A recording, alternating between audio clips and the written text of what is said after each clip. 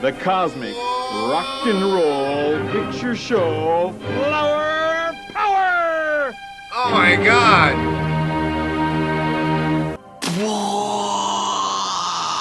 Hello, friends. Trace amounts of science promise swearsies it's just a fact. Today we are getting into some hippie science with an infamous movie pitch from a long, long time ago that somehow still exists. So even if the movie never got made, we still get to enjoy it in this form. Every movie that gets made that isn't this movie, I think, is a massive mistake on all of us as a whole. Well, you'll tell me what you think after the video, I'm sure. Gubbins loves cinema, so he's definitely dressed up for the occasion, and I hope that you all will enjoy. Alright, we ready to go? Whole cave reek of patchouli and delusion, but Gubbins like old-time delusion on full display. Gubbins. Yeah, who doesn't like some old-timey delusion? These people really thought this movie was going to be a thing. That's adorable. Okay, let's see it. Oh, that's VHS right there. Hi, I'm Don Russell, Jesus. DR Live. I wrote a screenplay called Flower Power I'd like to share with you. First we have the short version, followed by the long version. Let's rock and roll! Yeah. Flower Power is a cosmic rock and roll picture show with a magical musical message that will enlighten the world. Okay, first, the close-up in the beginning, creepy. Please, can we not do that? If we could never do that again, I'd be so appreciative. You said your name too fast. I could tell you're not really that comfortable on camera. But you wanted to build something that would change the world, and that's nice. Problem is you wanted to build it with somebody else's money, and that's not generally how it works out. I don't know. Couldn't you get in contact with somebody who had the same idea? Lots of people had the same idea around this time. Anyway. Flower Power is the story of a man named David who becomes a star. The Star of David. By promoting peace and love throughout the world. Well, This that's the hippie short man? version. For the long version. And his yurt. Don't go inside David's yurt, okay? You don't know what's been going on in the yurt. Hang on. Oh, David. Ladies and gentlemen, hold on to your heads Oh my god. and get ready to experience the cosmic rock and roll picture show, Flower Power! Oh my god.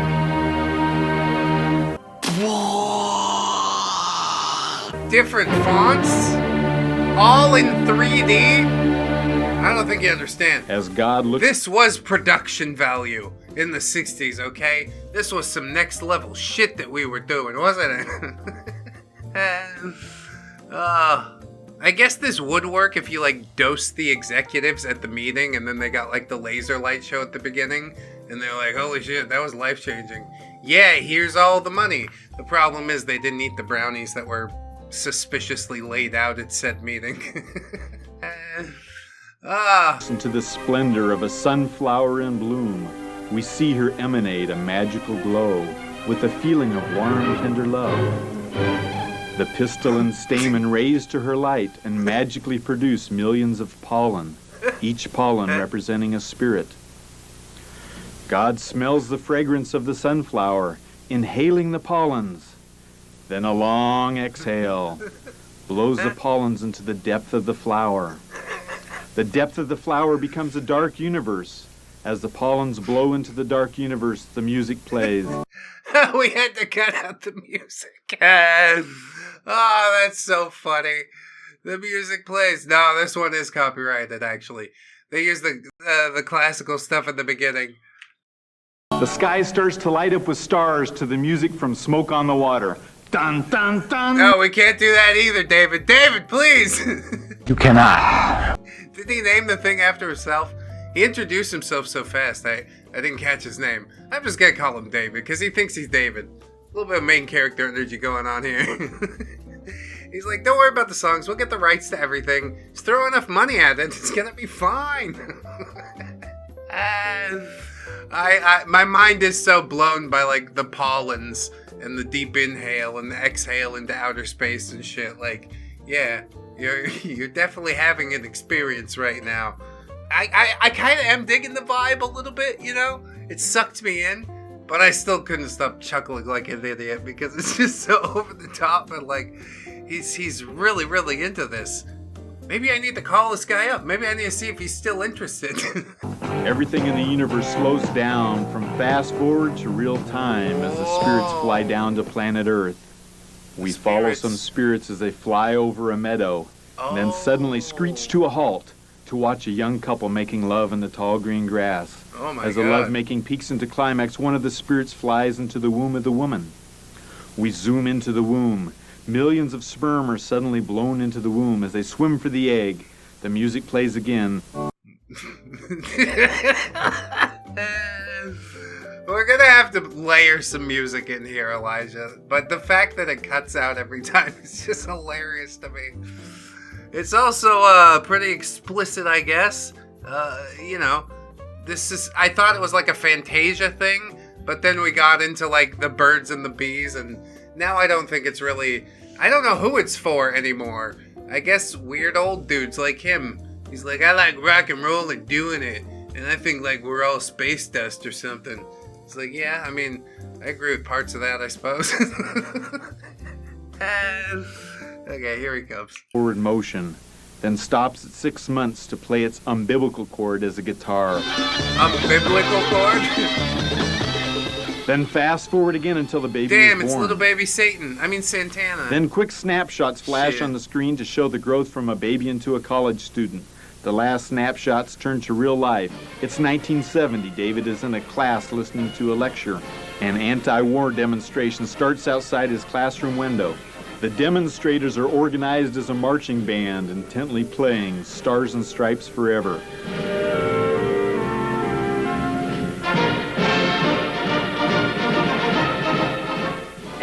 Because war's bad, you see. Okay. You're trying to indoctrinate me into your way of thinking. Overall, generally, I do think war is bad, but I don't like you using these false lines of logic to try and loop me in. You know what I mean? Okay. As they play, a tall man dances in their midst. He is dressed in a white robe, looking like someone from the KKK. I can't see fucking shit out of this thing. He quickly gets the attention of everyone on campus, especially a group of Marines who are set up on campus to recruit students for military service. The music stops and he walks forward and pulls off his white hood to reveal his black face. And Calvin sings,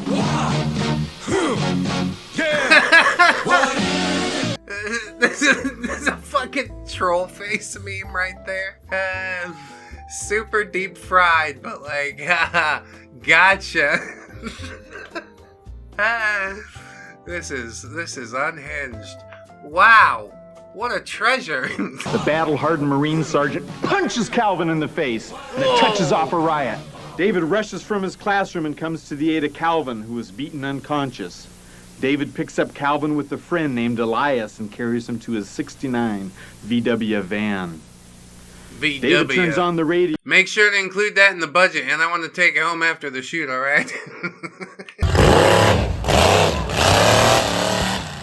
And Born to Be Wild plays as they drive off into the sunset. The music ends, and we hear a radio news flash which updates us on the latest number of casualties in the Vietnam War, followed by a Pepsi commercial of the era. You got a lot to live, and Pepsi has a lot to give. Yeah, if we could get the rights to that, that would be great. We could get them to pay advertising and everything.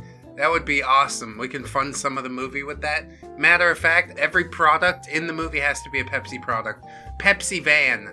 That's 69 V-dub, whatever you wanted. We're going to have to label it Pepsi. I guess it was 1970. It wasn't quite like, you know, the corporate hellscape that we currently live in, but boy, were we headed that way.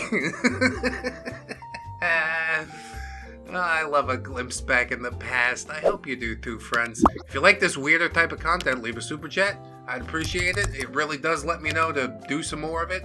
Last think piece we did, pretty resounding success, honestly.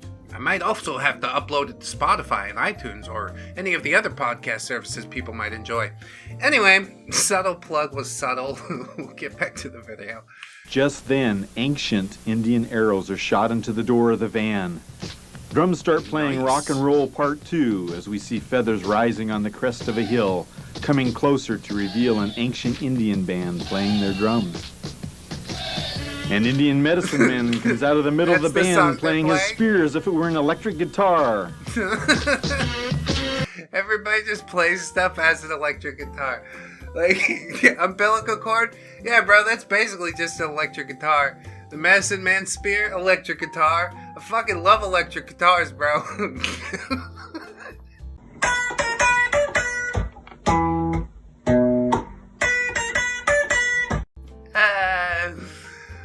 Simpler time. I think it was just a simpler time. I also recognize the song that they're playing, but I can't quite put my finger. It's on the tip of my tongue. It doesn't really even have any lyrics, does it?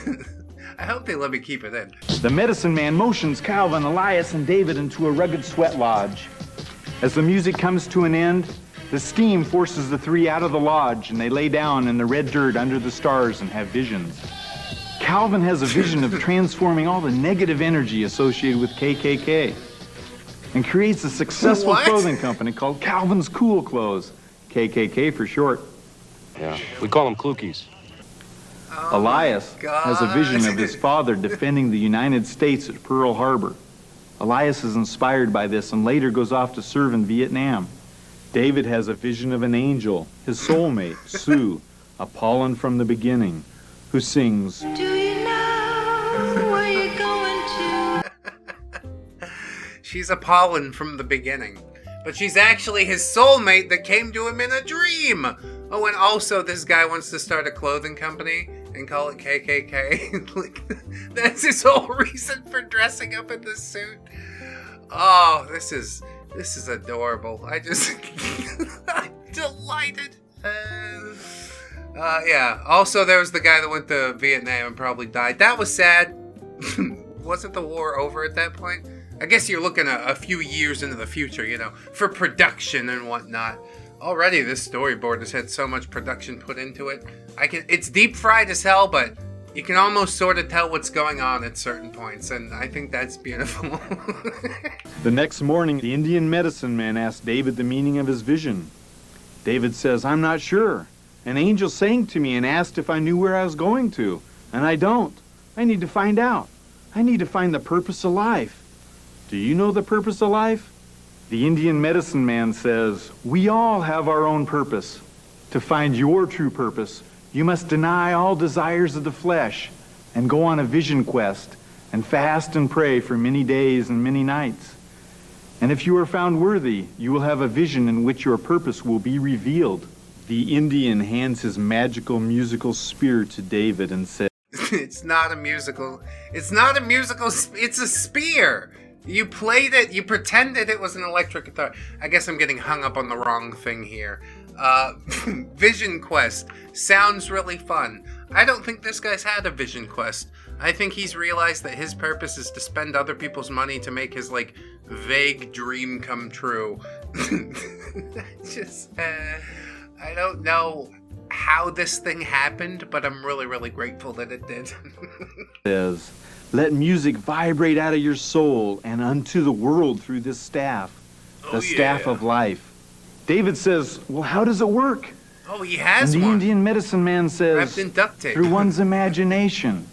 First imagine it as you play, for when you hear it in your imagination, it will become real." Uh-huh. David thanks the medicine man and walks off into the desert to find the purpose of life. David starts to imagine music in his mind as he plays his staff. Left my happy home. It's like just a 4-minute montage of him walking along with his staff while the music plays? Do we have to do the whole thing? Can we cut it to like the first 15 seconds? And we make it like, you know, something nice, not hippie music? I can't do like hippie music though. They're both by Sunshine on My Goddamn Shoulders, John Denver. Mr. Sunshine on My Goddamn Shoulders, John Denver. Is this Sue? She has black hair now? Fasting and praying in the desert, David is tempted and has a dream of the sexiest, most seductive woman in the universe, who ties him up and tries to seduce him. After some difficulty, David overcomes this temptation and wakes up. 40 days of fasting and praying have passed, and David is exhausted, dehydrated, and ready to die. And in the last hope of finding his answer, he cries out to God in a vision and sings, "I really want to see you." Yeah, the Beatles, you can get the rights to that. That's fine too. I don't know, dude. What was the vision quest about? He just saw some sexy chick and was like, no, I'm totally not going to do it with her in my dream. And all of a sudden he's like, I know my purpose. My purpose is to not get a boner. Okay. Well, yeah, that's helping out too in its own way.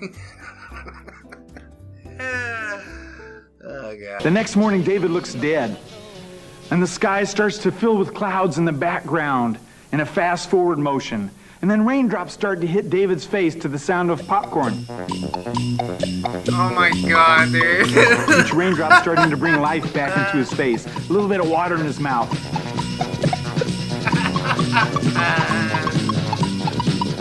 As the song comes to an end, a great big lightning bolt goes kaboom!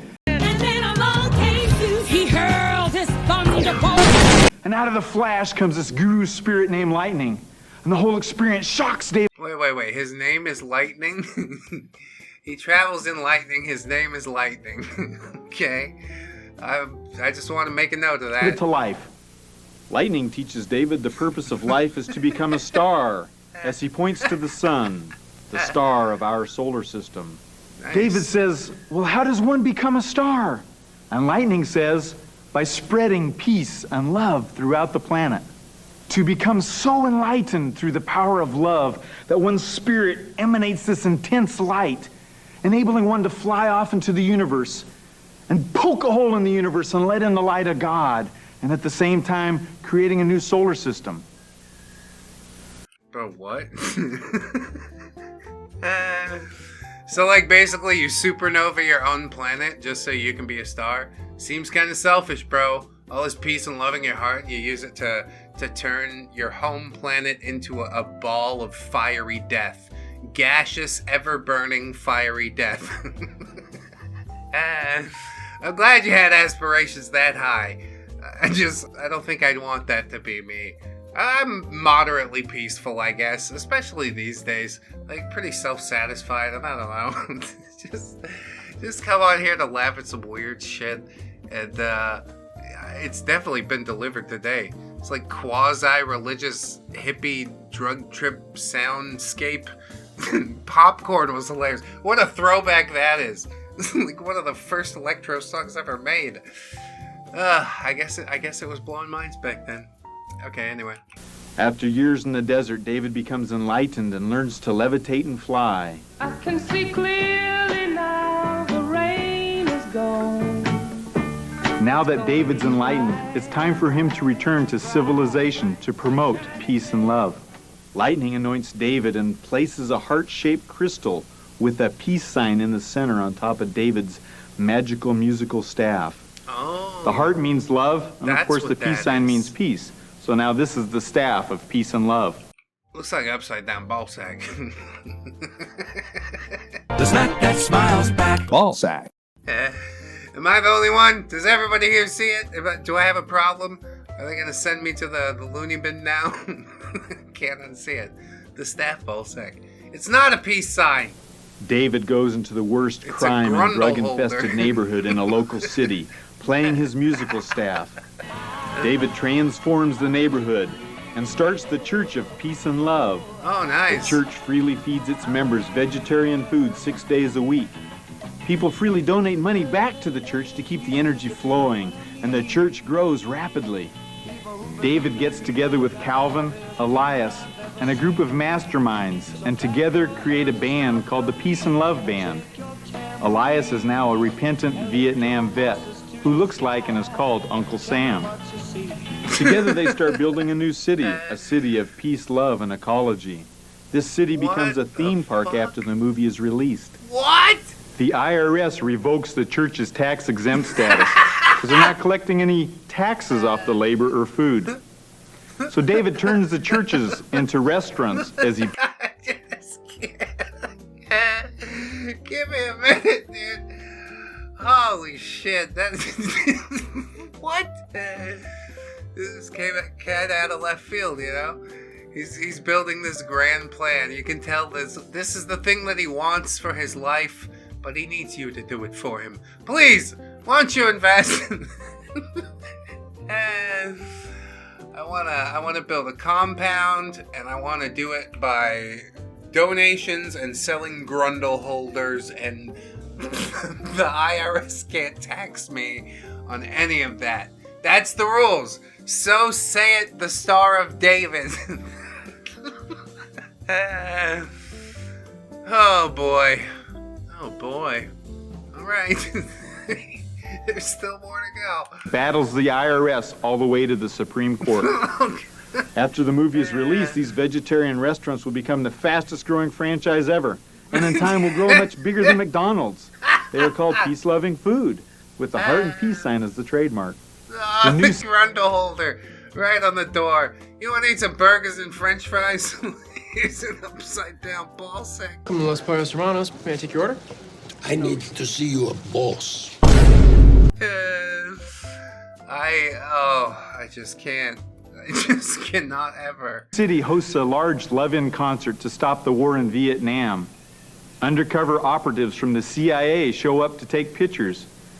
And they take pictures of David, emanating an intense light from his being and levitating off the ground. During the meditation, the staff is placed in the center of the group, and everybody sends all their love and light into the staff and out into the world to help heal it. Awesome. It doesn't seem to be working. I think you have to grasp it more firmly. Firmly grasp it. Firmly grasp it! When David picks up his supercharged magical musical staff, now he plays it. And as Like he an plays electric it guitar? shoots out colors in the shape of a heart and peace sign to each note played. Oh my god, dude. As these heart and peace signs travel through the air, Hendrix they or hit something. people's white Calvin's cool clothes, and they leave a heart and peace sign on their clothes.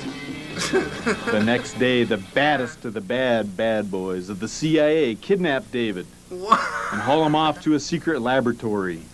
The leader is named Goliath, and they perform all kinds of tests and experiments on David to try to discover the secrets of his levitation powers so they can use them for military purposes.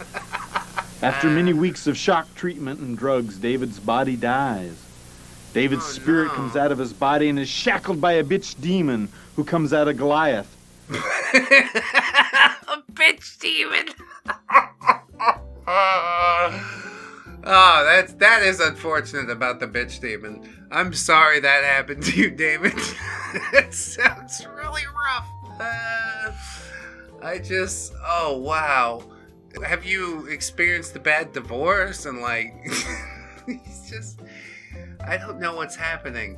He's angry at everybody. He wants to be the main character.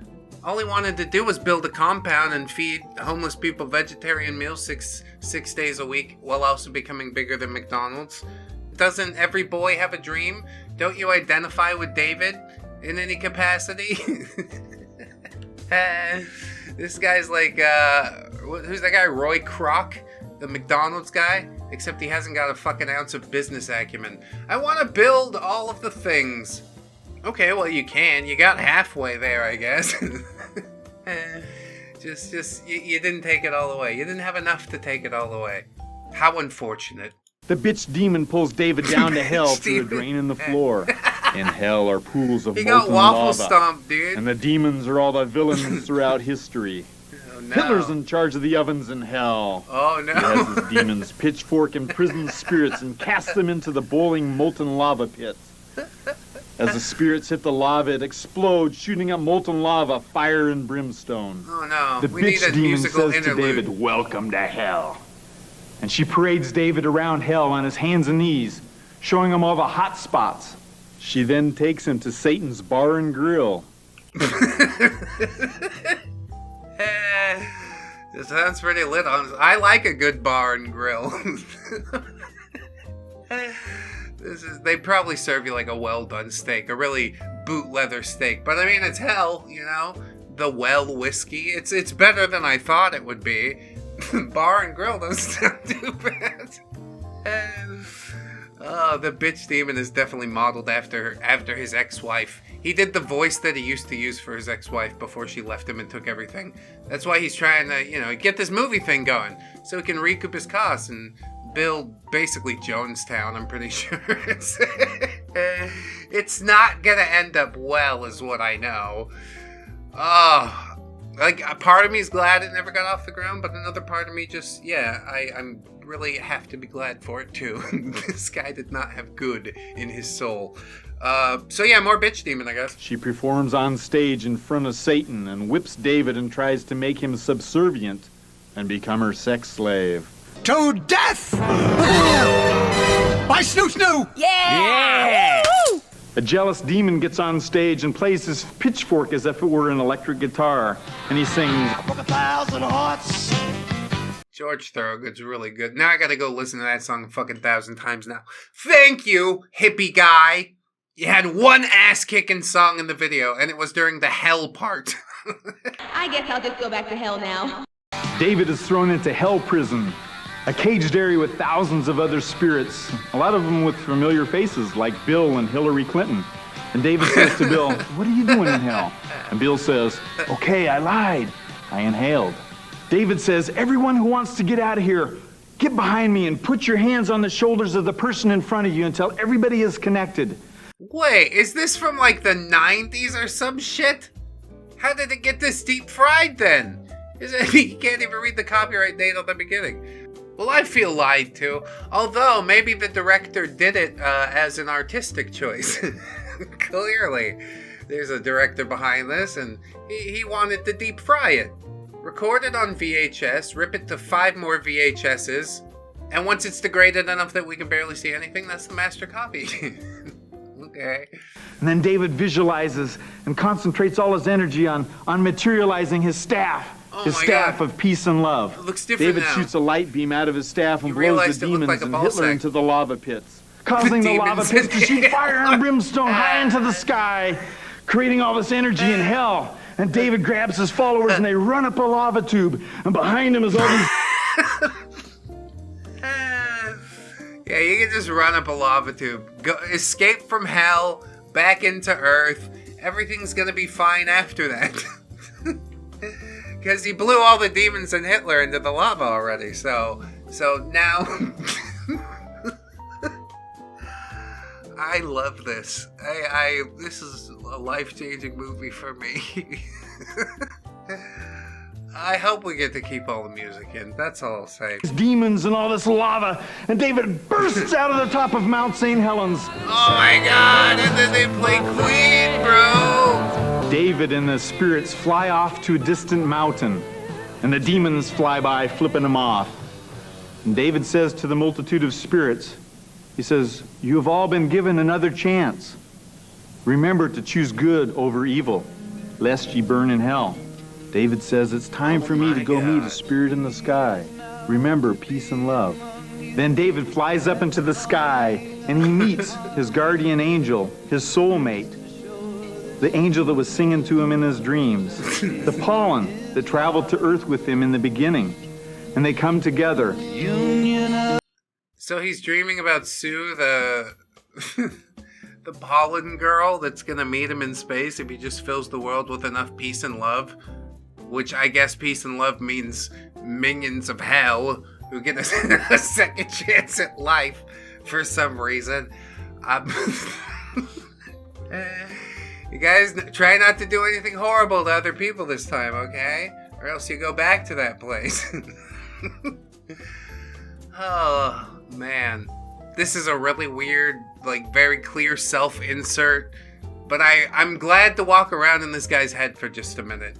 He's like, the reason that I haven't met the woman for me isn't because I'm strange or deluded. It's because I'm gonna go to space and meet her after I go to hell and bring back a bunch of demons. Just... somebody call fucking Doom Guy. Clean up on aisle 1.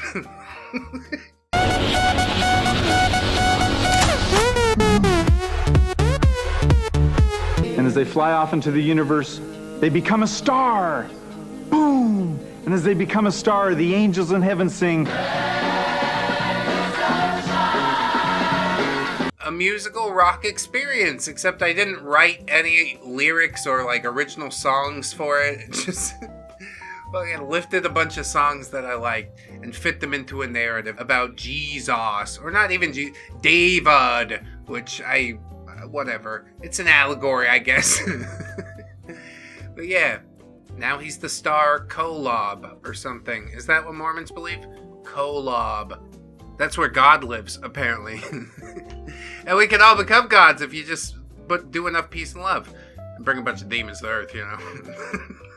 Now the camera zooms into the star and through the star, and we see God on the other side pulling out a sunflower seed. And as she pulls the sunflower seed out, it's the light of God that shines through that hole into this dimension. And as she's pulling the sunflower seed out, it also creates dust particles fall off the sunflower seed, and they come into this dimension as balls of fire cooling down to form planets. As a star. Oh, so we're all just like looping back around. How are we gonna achieve any of these effects?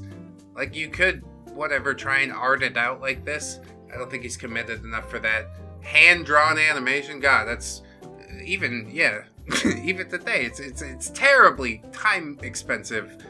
He could do some practical effects or something like that, but then he'd have to know, like, how stars work and what they fucking look like. And I don't think he's ready for all this, man. It's one thing to describe the thing, but it's another to, like, you know, pull it together with your bare hands. Cool idea you got here, kind of weird, but also, it's never gonna happen. You didn't take it any further than this. You came so far, and you just couldn't push it across the goal line. I think that's sad in some ways.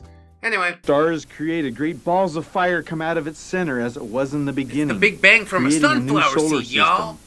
Zooming into the star, we see God pulling out a sunflower seed.